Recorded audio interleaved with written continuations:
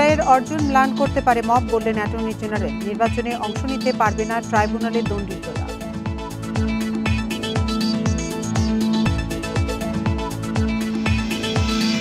পাটগ্রাম থানায় হামলার ঘটনায় বিএনপি ও যুবদলের 2 জন বহিষ্কার, এ পর্যন্ত গ্রেপ্তার 8 জন।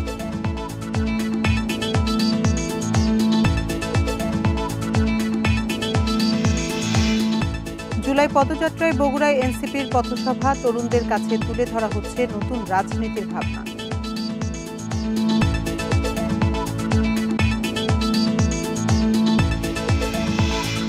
কুমিল্লায় মা সন্তান সহ 3 জনকে হত্যার ঘটনায় মামলা, ইউপি চেয়ারম্যান সহ 63 জন আসামি।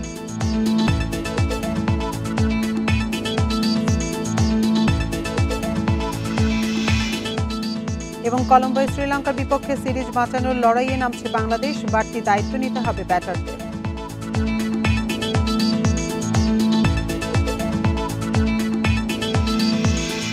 স্বাগত বিরতিহীন সংবাদ দুপুরে, আপনাদের সাথে আছি আমি আতিফা জামান। শিরোনাম শুনছিলেন এতক্ষণ, এবার চলে যাচ্ছি পুরো খবরে। ট্রাইব্যুনালে জুলাই হত্যাকাণ্ডের বিচারে দণ্ডিতরা নির্বাচনে অংশ নিতে পারবেন না বলে জানিয়েছেন অ্যাটর্নি জেনারেল মোহাম্মদ আসাদুজ্জামান। দুপুরে রাজধানীর বিএফটিসিতে আয়োজিত এক ছায়া সংসদে একথা জানান তিনি। অ্যাটর্নি জেনারেল বলেন, মব সন্ত্রাস বিচার বিভাগের প্রতি অনাস্থা নয়, বরং 17 বছরের নানা অবিচারের বিরুদ্ধে ক্রোধ। এ ক্রোধ বন্ধ করতে হবে, এটা জুলাই চেতনা বিরোধী। মব সন্ত্রাস জুলাইয়ের সব অর্জনকে ম্লান করতে পারে। অনুষ্ঠানে অ্যাটর্নি জেনারেল আরও বলেন, জুলাই বিপ্লব কোনো নাগরিক সমাজের ব্যানারে হয়নি, নাগরিকদের পক্ষ থেকে হয়েছে। এই বিপ্লবের মূল চেতনা সুশাসন, তাই আইনের শাসন ও ন্যায় বিচার প্রতিষ্ঠা করতে হবে। এছাড়া আওয়ামী লীগকে পুনর্বাসন করার চেষ্টা যে করবে তার বিরুদ্ধে ব্যবস্থা নেওয়া হবে বলে হুঁশিয়ারি দেন অ্যাটর্নি জেনারেল।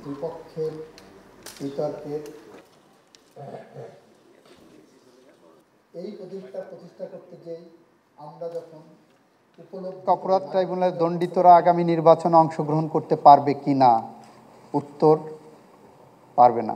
আওয়ামী লীগ একটি নিষিদ্ধ সত্তার নাম। এই নিষিদ্ধ সত্তার সাথে প্রত্যক্ষ বা পরোক্ষভাবে যদি কেউ ভূমিকা পালন করে, তাহলে আমি নিশ্চিতভাবে বলবো সেও অপরাধে সম্পৃক্ত হচ্ছে এবং সেই অপরাধের জন্য তাকে যথাযথভাবে আইনের আওতায় আনার যথেষ্ট সুযোগ আছে এবং আনা হবে। চট্টগ্রাম ও লালমনিরহাটে থানায় কুমিল্লার মুরাদনগরে বাড়ি ঘেরাও করে নারী নির্যাতন সহ অব্যাহত মব সন্ত্রাসে উদ্বেগ জানিয়েছে বাম গণতান্ত্রিক জোট। শুক্রবার এক যৌথ বিবৃতিতে এ উদ্বেগ প্রকাশ করেন তারা। এতে বলা হয়, অভ্যুত্থানের পরে মাজারভাঙা বাউল আখড়ায় হামলা, ভিন্ন মতাবলম্বীদের উপর আক্রমণ, আদিবাসীদের উপর নির্যাতন ও সাম্প্রদায়িক নিপীড়নের ঘটনা ঘটেছে। গণঅভ্যুত্থানে হত্যার বিচার, প্রয়োজনীয় সংস্কার ও দ্রুত নির্বাচন করে নির্বাচিত জনপ্রতিনিধিদের কাছে ক্ষমতা হস্তান্তরের আশা জনগণের। কিন্তু অব্যাহত মব সন্ত্রাস করে আইনশৃঙ্খলা পরিস্থিতির অবনতি ঘটানো হচ্ছে। বিচার, সংস্কার ও নির্বাচনকে বাধাগ্রস্ত করার অপপ্রয়াস বলে মনে করে বামজোট। বিবৃতিতে মব সন্ত্রাস বন্ধে সরকারের উদ্যোগ ও জড়িতদের গ্রেপ্তার ও শাস্তির আওতায় আনার দাবি জানান বাম নেতারা।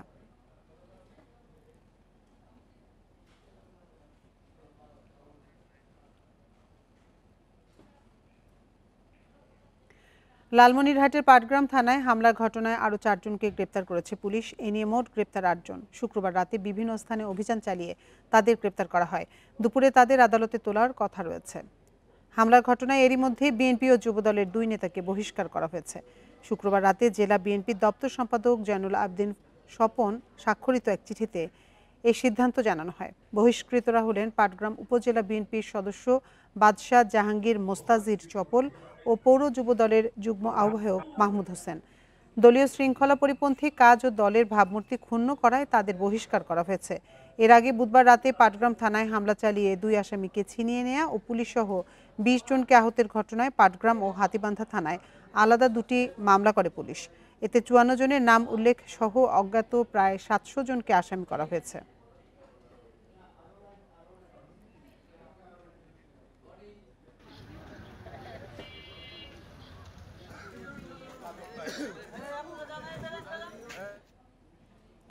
এ নিয়ে আরো জানাতে লালমনিরহাট থেকে আমাদের সাথে যোগ দিচ্ছেন সহকর্মী মাহফুজ রহমান। মাহফুজ, গ্রেপ্তারকৃতদের কোথায় রাখা হয়েছে এবং কি আইনি প্রক্রিয়া নেওয়া হয়েছে এখন, এবং অভিযুক্ত অন্যদের বিষয়ে কি ব্যবস্থা নেওয়া হচ্ছে?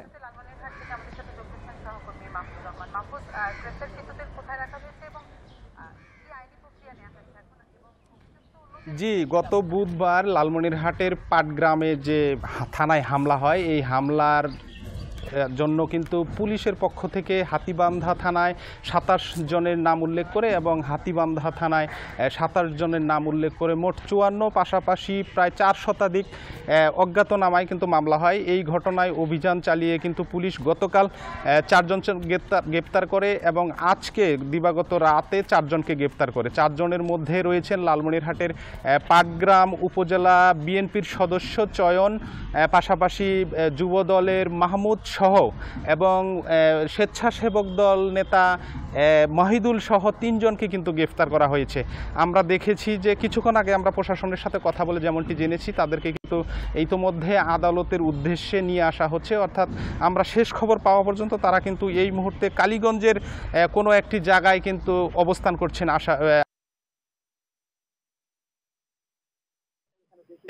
কোর্ট দেখেছি যে তাদেরকে প্রস্তুতি রাখা আছে, তারা আসলে হয়তো বা কোনো একজন বিচারকের কাছে নিয়ে যাওয়া হবে এবং বিচারক পরবর্তীতে যে সিদ্ধান্ত দিবে সেই হিসাবে তাদেরকে জেল হাজতে পাঠানো হওয়ার কথা রয়েছে। তা আমরা পাটগ্রামে আজকে খোঁজ নিয়ে যেমনটি জেনেছি যে লালমনিরহাটের যে পাটগ্রাম থানায় কিন্তু অতিরিক্ত পুলিশ মোতায়েন করা হয়েছে এবং আসামিদেরকে গ্রেফতারের জন্য কিন্তু পুলিশ বিভিন্ন সময় অভিযান পরিচালনা করছে। আমি আজকে কথা বলেছিলাম হাতীবান্ধা থানার অফিসার ইনচার্জ মাহমুদুল নবীর সাথে। তিনি আমাকে যেমনটি জানিয়েছেন যে আসামিরা যে দলেরই হোক তারা ছাড় পাবে না এবং তাদেরকে ছাড় দেওয়া হবে না।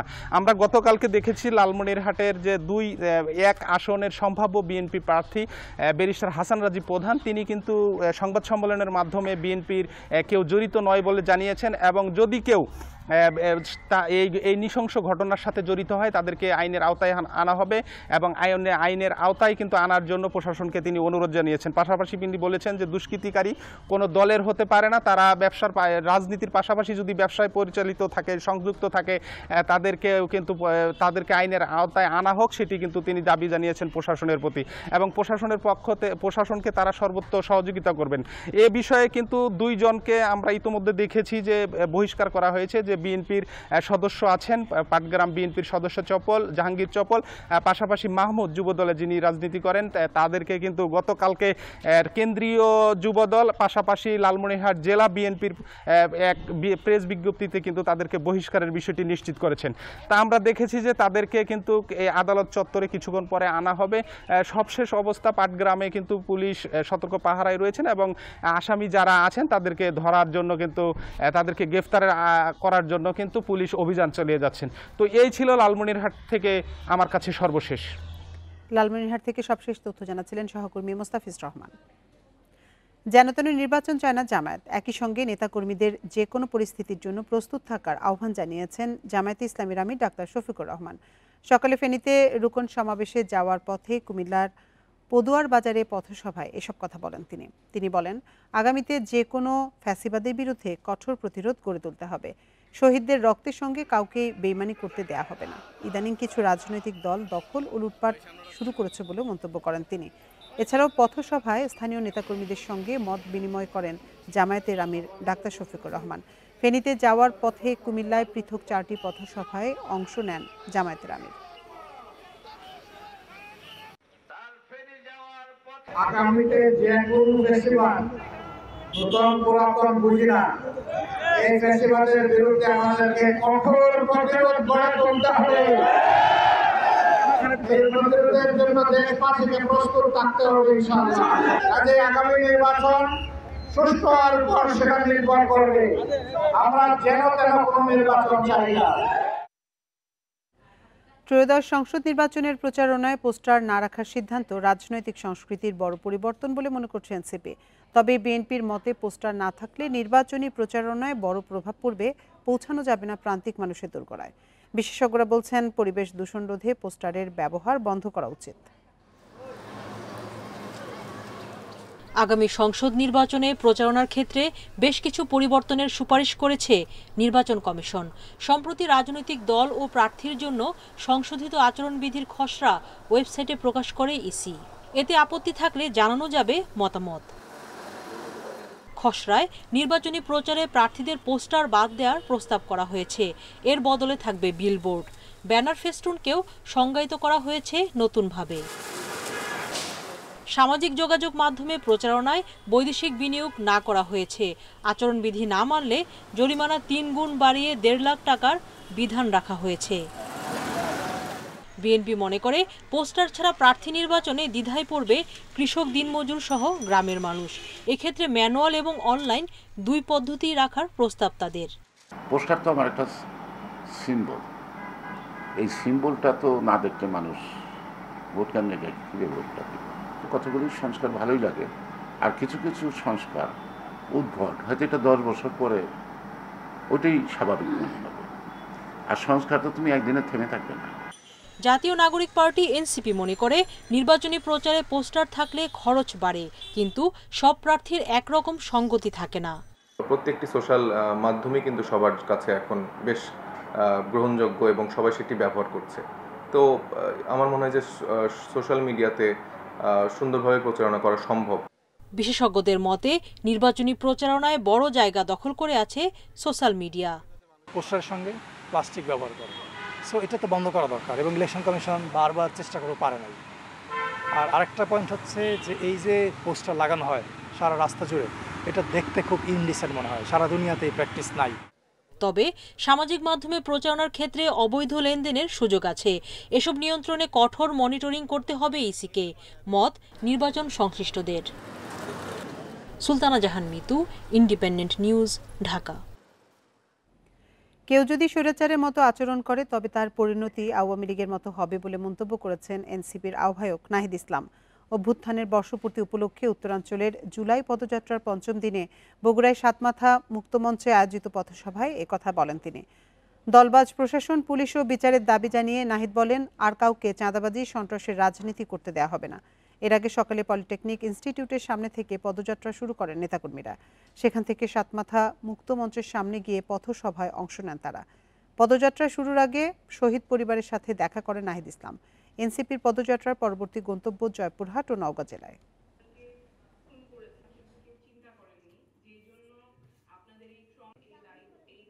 নিরপেক্ষ প্রশাসন, নিরপেক্ষ পুলিশ এবং নিরপেক্ষ আদালত নিশ্চিত করতে হবে। যদি কেউ সেই পুরনো কায়দায় দলবাজ প্রশাসকদের মতো আচরণ করে, তার পরিণতিও ফ্যাসিস্ট মুজিববাদীদের দোসরদের মতোই হবে। সাইবার সুরক্ষা অধ্যাদেশ জনগণের প্রত্যাশা পূরণ হয়নি, এ নিয়ে ঐকমত্য কমিশনে আলোচনা করা উচিত বলে মনে করেন বিএনপির স্থায়ী কমিটির সদস্য নজরুল ইসলাম খান। সকালে ডিআরইউতে নাগরিক ঐক্যের আয়োজনে সাইবার সুরক্ষা অধ্যাদেশ বিষয়ক সেমিনারে এসব কথা বলেন তিনি। বলেন, সাইবার সুরক্ষায় যারা নিয়োজিত থাকবেন তাদেরকেও জবাবদিহিতার আওতায় আনার বিধান রাখতে হবে। এ সময় নাগরিক ঐক্যের সভাপতি মাহমুদুর রহমান মান্না বলেন, মব বন্ধ করতে না পারলে সুষ্ঠু নির্বাচন সম্ভব হবে না। বাড়ি ভাঙার সংস্কৃতি চলতে থাকলে দেশে গণতন্ত্র কিভাবে ফিরবে সে প্রশ্নও রাখেন তিনি। বলেন, মব সন্ত্রাসে পুরো দেশ তোলপাড়, এটাকে কেউ কেউ প্রশ্রয় দিচ্ছে বলেও অভিযোগ করেন মাহমুদুর রহমান মান্না। এছাড়া বিনা পরোয়ানায় গ্রেপ্তারের বিতর্কিত ধারা অধ্যাদেশ থেকে বাদ দেওয়ার দাবি করেন বক্তারা। যারাই ক্ষমতার অধিকারী হবে রাষ্ট্রের মাধ্যমে, তাদের প্রত্যেককে দায়বদ্ধ এবং জবাবদিহিতার আওতায় আনা। তারা যদি তাদের দায়িত্ব পালনে অবহেলা করে কিংবা অপরাধমূলক কোনো কাজে যুক্ত হয়, তাহলে তাদের জন্য শাস্তি হয়, সেই বিধানও যেন প্রত্যেক আইনে থাকে। কুমিল্লার মুরাদনগরে মা ও 2 সন্তানকে হত্যার ঘটনায় ইউপি চেয়ারম্যান সহ 38 জনের নাম উল্লেখ সহ 63 জনের বিরুদ্ধে মামলা হয়েছে। এই ঘটনায় 2 জনকে গ্রেপ্তার করেছে সেনাবাহিনী। ঘটনার 2 দিন পর মধ্যরাতে বাঙ্গুরা থানায় মামলা করেন নিহতের বড় মেয়ে রিক্তা বেগম। বাঙ্গুরা বাজার থানার ওসি মাহফুজুর রহমান জানান, মুরাদনগরের আকুবপুর এলাকা থেকে 2 জনকে গ্রেপ্তার করে থানায় দেওয়া হয়েছে। গ্রেপ্তার 2 জন হলেন সবির আহমেদ ও নাজিমউদ্দিন বাবুল। গত বৃহস্পতিবার মাদক ব্যবসার অভিযোগে গণপিটুনিতে মা ও তার 2 সন্তানকে হত্যা করা হয়। এই ঘটনায় নিহত রোকসানা আক্তারের আরেক সন্তান রুমা এখনও হাসপাতালে চিকিৎসাধীন। পুলিশ বলছে, মাদক সংশ্লিষ্টতার অভিযোগে বিক্ষুব্ধদের গণপিটুনির শিকার হন তারা।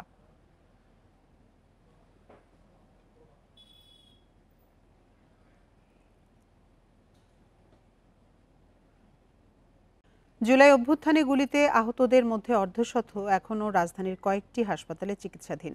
দীর্ঘ 11 মাসের বেশি সময় একাধিক অস্ত্রোপচারের পরও সুস্থ হননি অনেকে। এদের অনেকেই হারিয়েছেন শরীরের কোনো অঙ্গ, কেউ শরীরে বুলেট বয়ে বেড়াচ্ছেন দিনের পর দিন। একটা গ্লাস দিয়ে পানি খাবো সেইটুকু ধরতে পারি না।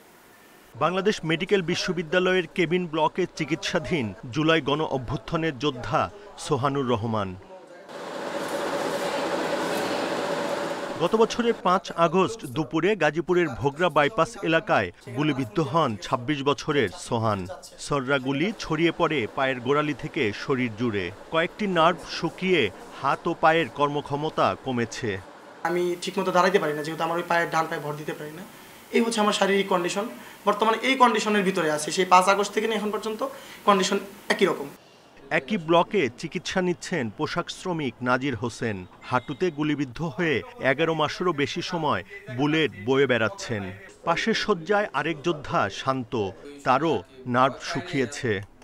আমার এই দিক দিয়ে ঢুকে তারপর পিছন দিয়ে বের হয়ে আরেকজন পাশে পিছনে আরেকজন ছিল, ওনার পায়ের এই দিক দিয়ে ঢুকে ওইখান থেকে বের হয়েছে। মানে অনেক স্পিড ছিল তো ওই কারণে তো আমি বুঝতে পারিনি।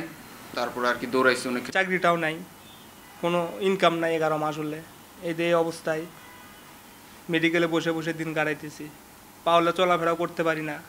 আগারগাঁওয়ের পঙ্গু হাসপাতালে এখনও চিকিৎসা নিচ্ছেন জুলাই অভ্যুত্থানের কয়েক যোদ্ধা। কবে বাড়ি ফিরবেন সেই প্রশ্ন তাদের। একটা আফসোস লাগে,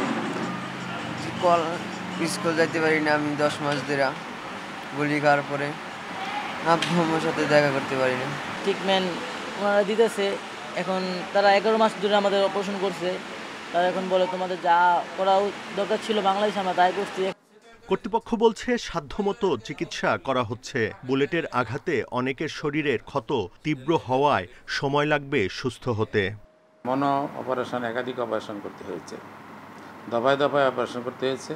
এবং কিছু যোদ্ধা এমন আছে যে কিছু না কিছু তাদের ডিফর্মিটি বা আমরা যেটাকে রেসিডুয়াল ডিসফাংশন বলি, যেমন পুরোপুরি ফাংশনাল হয়তো হবে না। হাসপাতালে চিকিৎসাধীন জুলাই অভ্যুত্থানে আহত কয়েকজনকে উন্নত চিকিৎসার জন্য বিদেশে নেয়ার চেষ্টা চলছে বলে জানিয়েছে কর্তৃপক্ষ। Buddhadeb Kundu, independent news, Dhaka. Sri Lanka Bangladesh 3 match সিরিজের দ্বিতীয় ওয়ানডে আজ কলম্বোর প্রেমাদাসা স্টেডিয়ামে ম্যাচ শুরু বেলা 3টায়। গেল ম্যাচের ব্যর্থতা ভুলে ঘুরে দাঁড়াতে মরিয়া বাংলাদেশ। উইকেট কিছুটা চ্যালেঞ্জিং হওয়ায় সেট ব্যাটারদের বাড়তি দায়িত্ব নিতে হবে বলছেন তানজিদ হাসান তামিম। কলম্বোতে অবিশ্বাস্য ব্যাটিং ভরাডুবিতে বিপর্যস্ত বাংলাদেশ।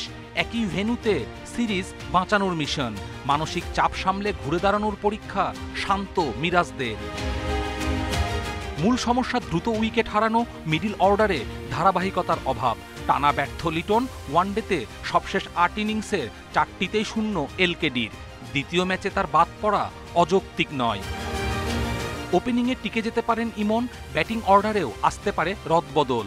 4-এ মিরাজ, জাকেরকে ওপরে পাঠালে লিটনের বিকল্প হতে পারেন শামীম পাটোয়ারি।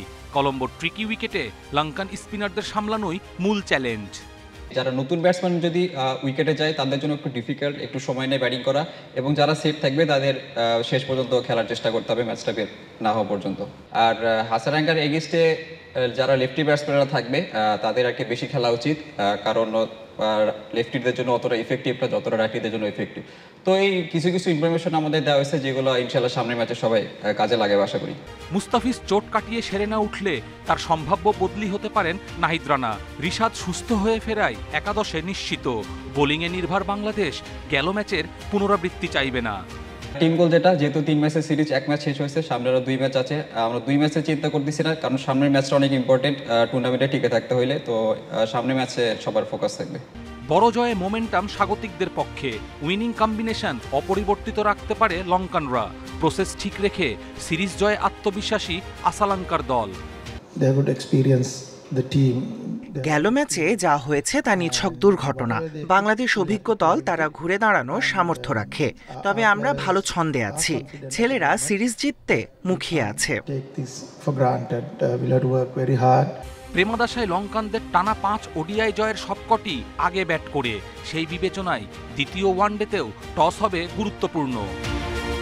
কপিল পাল, ইন্ডিপেন্ডেন্ট নিউজ। সাবেক প্রধান নির্বাচন কমিশনার এটিএম শামসুল হুদা মারা গেছেন। সকাল ৯টার দিকে রাজধানীর গুলশানের বাসভবনে ৮৩ বছর বয়সে মারা যান তিনি। পরে মরদেহ নেওয়া হয় ইউনাইটেড হাসপাতালের হিমঘরে। জানা গেছে যুক্তরাষ্ট্র থেকে তার মেয়ে দেশে ফিরলে হবে জানাজা। ১৯৬৬ সালে পাকিস্তান সিভিল সার্ভিসে যোগ দেন এটিএম শামসুল হুদা। স্বাধীনতার পর তিনি বাংলাদেশ সিভিল সার্ভিসে অন্তর্ভুক্ত হন। তিনি বাগেরহাট মহকুমা প্রশাসক, পানি সম্পদ ও অর্থ মন্ত্রণালয়ের সচিব এবং বাংলাদেশ কৃষি উন্নয়ন ব্যাংকের ব্যবস্থাপনা পরিচালক হিসেবে দায়িত্ব পালন করেন। ২০০০ সালে সরকারি চাকরি থেকে অবসর নেন এটিএম শামসুল হুদা। এরপর ২০০৭ সালে প্রধান নির্বাচন কমিশনার হিসেবে দায়িত্ব গ্রহণ করেন তিনি। তার নেতৃত্বেই ২০০৮ সালে জাতীয় সংসদ নির্বাচন অনুষ্ঠিত হয়।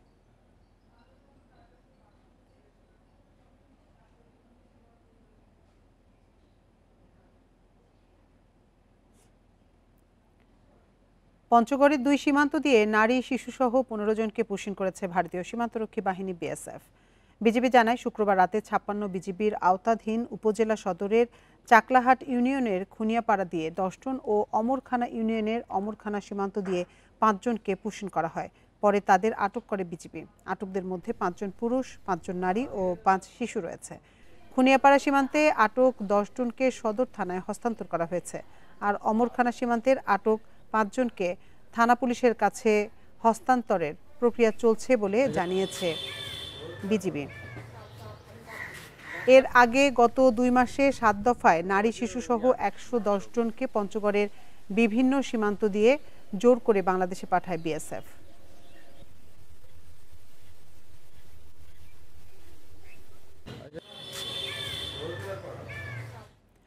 আগামী বছর থেকে ফিটনেস সার্টিফিকেট ছাড়া সৌদি আরবে যেতে পারবে না বাংলাদেশি হজযাত্রীরা। বাংলাদেশ থেকে কিডনি ক্যান্সার সহ জটিল রোগ নিয়ে হজ পালন করতে গিয়ে মারাত্মক অসুস্থ হয়ে পড়ছেন হজযাত্রীরা। এ কারণে ফিটনেস পরীক্ষার সিদ্ধান্ত নিয়েছে সৌদি সরকার। চলতি বছর ৮৭,০০০ হাজির মধ্যে সৌদি আরবে চিকিৎসা নিতে হয়েছে ৬৯,০০০ জনকে। মাকে নিয়ে চলতি বছর হজ পালন করেছেন রাজধানীর কল্যাণপুরের বাসিন্দা ফারুক হোসেন খান। সৌদি আরবে ভালোভাবে হজ পালন করতে পারলেও দেশে আসার কয়েকদিন আগে অসুস্থ হয়ে পড়েন তার মা। বাংলাদেশ মিশন মেডিকেল সেন্টারে চিকিৎসকদের পরামর্শে ভর্তি হন কিং ফাহাদ হাসপাতালে। সেখানে পান বিনামূল্যে চিকিৎসা সেবা। এই তার অক্সিজেন কমে যাচ্ছে, তারপরে পরীক্ষা করলো, আবার বলে যে আপনি হয়তো ক্লান্ত, আধা ঘন্টা পরে বসে আবার করেন। আবার করলাম, তারাই আমাদের ওইখান থেকে অ্যাম্বুলেন্স দিয়ে অন্য হাসপাতালে, ওরা জানে ভালো হাসপাতালে, ওরা পৌঁছিয়ে দিল। এবার ৮৭,০০০ হাজির মধ্যে ৬৯,০০০ জন বাংলাদেশ মিশন মেডিকেল সেন্টার থেকে চিকিৎসা নিয়েছেন, যাদের মধ্যে ৩২৪ জনকে ভর্তি করা হয়েছে স্থানীয় হাসপাতালে। এই ৪-৫ দিন থাকাকালীন আমি ডক্টর এবং নার্সদের যে সেবা পেয়েছি এটা আসলে মানে বর্ণনাতীত, এবং এই সম্পূর্ণ সার্ভিসটা আমরা ফ্রি পেয়েছি হাজি হিসাবে। বাংলাদেশ থেকে যাওয়া হাজিদের মধ্যে অনেকে কিডনি ক্যান্সার সহ বিভিন্ন জটিল রোগে আক্রান্ত ছিলেন। অনেকে বয়সের কারণে সেখানে গিয়ে অসুস্থ হয়েছেন। বাংলাদেশের সঙ্গে দ্বিপাক্ষিক বৈঠকে বিষয়টি নজরে এনেছে সৌদি সরকার। সাফ জানিয়ে দিয়েছে আগামী বছর থেকে বাংলাদেশি হজযাত্রীদের জন্য লাগবে ফিটনেস সার্টিফিকেট। অনেক পরিমাণ হজযাত্রী অসুস্থ ছিলেন, তাদেরকে হাসপাতালে ভর্তি করতে হয়েছিল এবং মাসায়েরে বিশেষ করে আরাফাতে তাদেরকে অ্যাম্বুলেন্স সার্ভিস দিয়ে তাদের হজটা করতে হয়েছিল। সে কারণে সৌদি সরকার এই বিষয়টা নিয়ে খুব কনসার্ন যে বাংলাদেশের অসুস্থ হজযাত্রীর সংখ্যা অনেক বেশি। আমাদের যে পরীক্ষা, স্বাস্থ্য পরীক্ষা, সেটি সম্পর্কে তারা প্রশ্ন তুলেছেন। সৌদি আরবের এমন সিদ্ধান্তের পর কাজ শুরু করেছে ধর্ম মন্ত্রণালয়। হজযাত্রীরা ফিটনেস সার্টিফিকেট নিতে পারবেন সিভিল সার্জন অফিস এবং সরকারি মেডিকেল কলেজ হাসপাতাল থেকে। অনেক রোগী চলে যাচ্ছে যারা ওখানে গিয়ে ডায়ালিসিস করতে হয়, তারপরে ক্যান্সারের রোগী আছে, হার্টের রোগী আছে। এইসব কারণে ওরা বলছে যে তোমরা একটা ফিটনেস সার্টিফিকেট দিয়ে যাচাই করে তারপরে আমরা এই বিষয়ে আমাদের স্বাস্থ্য সচিব মহোদয়কে একটা ডিউ লেটার দেখছেন, এটা আমরা খুব শীঘ্রই দিয়ে দিব আর কি। হজ পালন করতে গিয়ে এবার সৌদি আরবে মারা গেছেন ৪২ জন বাংলাদেশি। অসুস্থ হয়ে এখন স্থানীয় হাসপাতালে ভর্তি আছেন ২২ জন। Adilur Rahman, independent news, Dhaka. চট্টগ্রামের শাহ আমানত বিমানবন্দরে বিমান বাংলাদেশ এয়ারলাইন্সের একটি হজ ফ্লাইটে যান্ত্রিক ত্রুটি দেখা দেয় প্রায় ২ ঘন্টা ফ্লাইট ওঠানামা বন্ধ ছিল। এ সময় উড়োজাহাজে আটকা পড়েন ৩৮৭ হাজি। পরে যান্ত্রিক ত্রুটি সারিয়ে উড়োজাহাজটি সরিয়ে নিলে সকাল 11:30টার দিকে স্বাভাবিক হয় রানওয়েতে ওঠানামা। বিমানবন্দরের জনসংযোগ কর্মকর্তা ইব্রাহিম খলিল জানান, সকাল 9:30টায় মদিনা থেকে 387 জন হাজি নিয়ে চট্টগ্রাম শাহ আমানত বিমানবন্দরে অবতরণ করে একটি ফ্লাইট। এ সময় ফ্লাইটের ত্রুটির কারণে রানওয়ে বন্ধ হয়ে যায়। প্রায় 2 ঘন্টার বেশি এমন অবস্থায় ফ্লাইট ওঠানামা বন্ধ ছিল। পরে প্রকৌশলীরা ত্রুটি ঠিক করার পর রানওয়ে থেকে সরিয়ে নেওয়া হয় বিমানটি।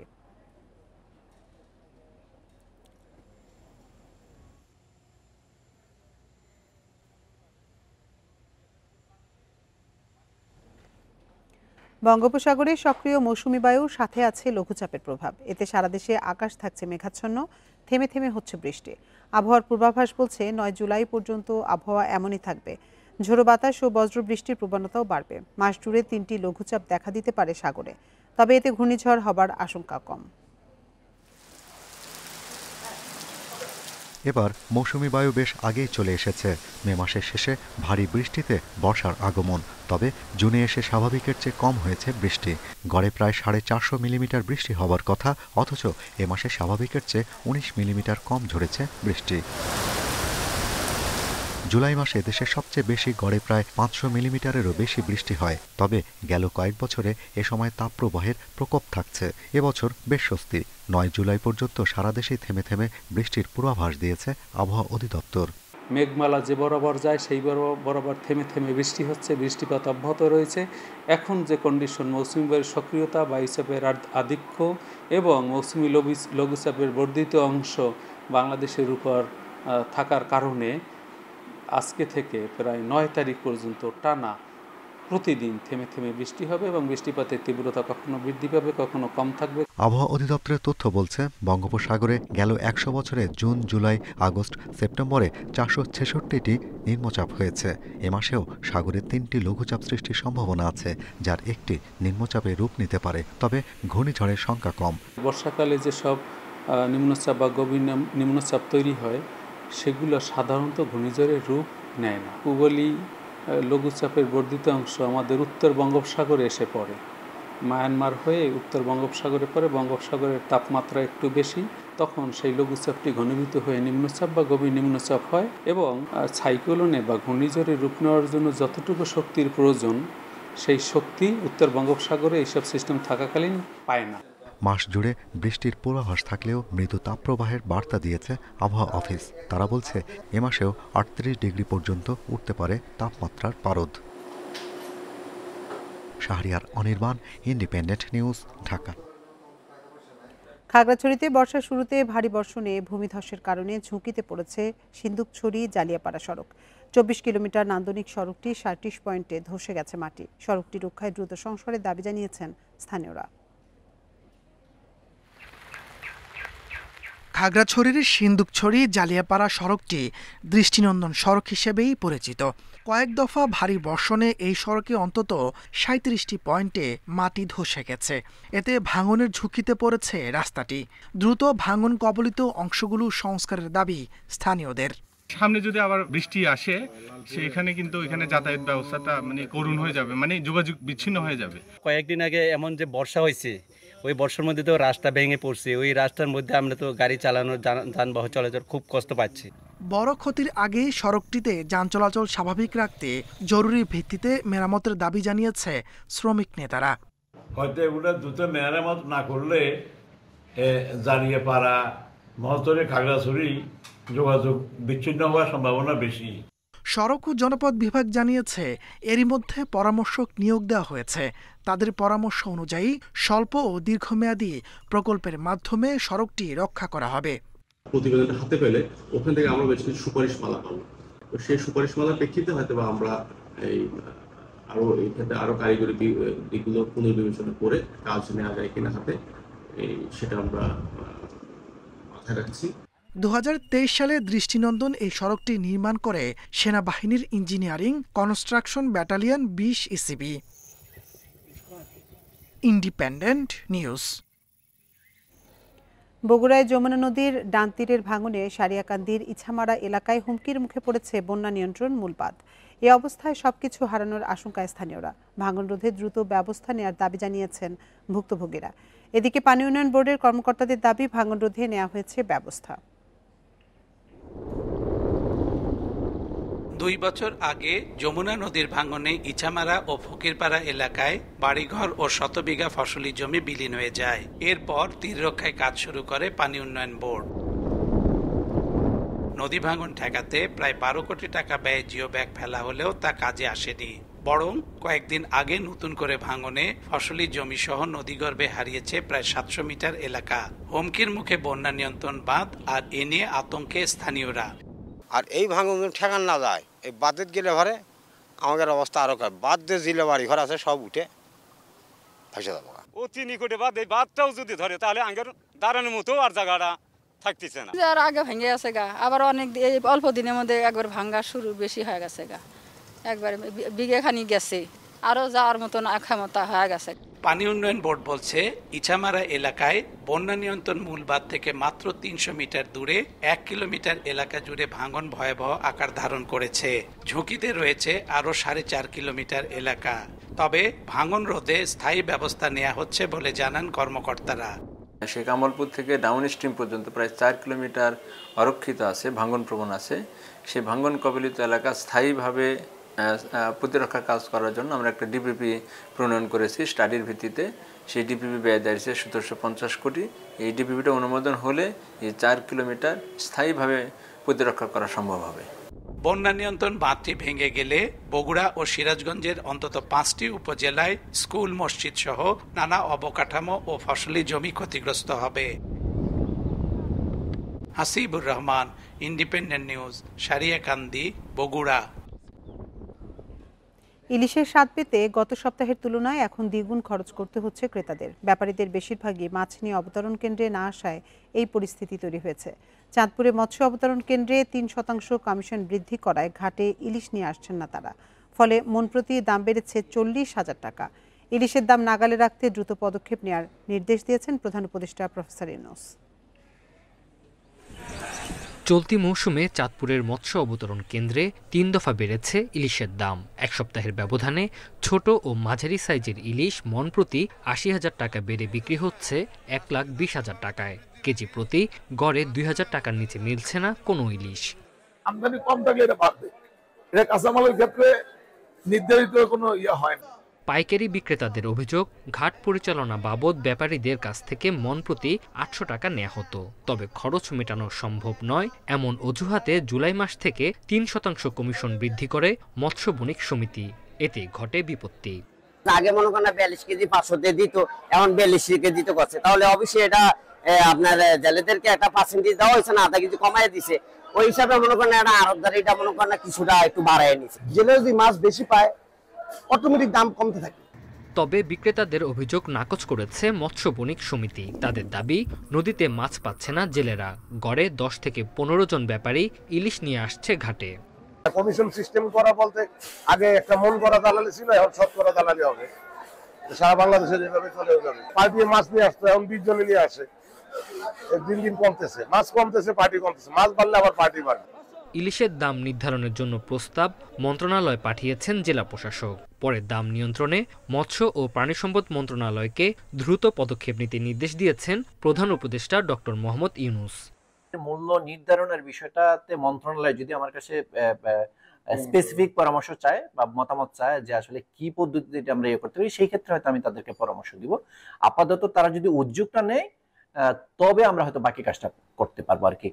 গেল কয়েকদিন ধরে নোয়াখালী, হাতিয়া, সন্দ্বীপ, বরিশাল থেকে ইলিশ নিয়ে ঘাটে আসছে না জেলে ও ব্যাপারীরা। Independent news. আর এই ছিল বিরতিহীন সংবাদ দুপুরের আজকের আয়োজন। ইন্ডিপেন্ডেন্ট টেলিভিশনের সব খবরে বিস্তারিত জানতে চোখ রাখুন ফেসবুক, ইউটিউব এবং এক্সে। এতক্ষণ সাথে থাকার জন্য ধন্যবাদ সবাইকে।